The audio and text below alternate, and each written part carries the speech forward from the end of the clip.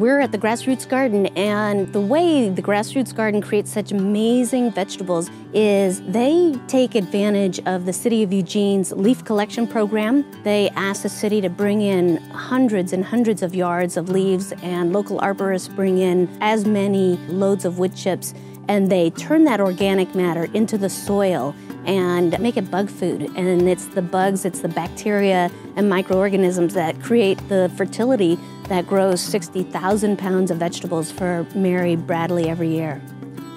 Composting can be very simple, or it can be kind of complicated depending on which direction you're coming from. But if you just think about these 4 simple things that a good compost needs, it needs a source of nitrogen, which is typically our grass clippings and our food scraps. It needs a source of carbon, which is typically our leaves and our shredded paper and straw and maybe even wood chips or sawdust. It needs air because we want to encourage the growth of aerobic organisms. And then we want to water everything down so that it's as moist as a wrung-out sponge.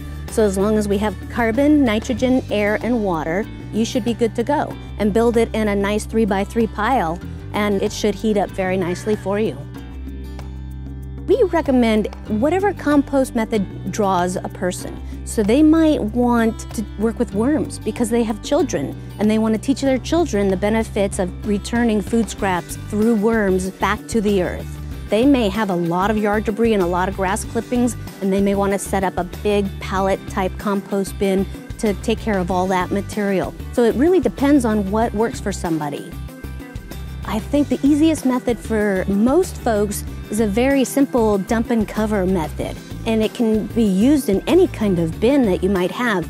And it's just a simple matter of taking your countertop compost out to your compost area, lifting the lid, dumping it in, and then reaching for whatever carbon source you use and covering those food scraps so they're not visible. When we backyard compost, we reduce the landfill space that's being taken up. We reduce the amount of methane that's being created.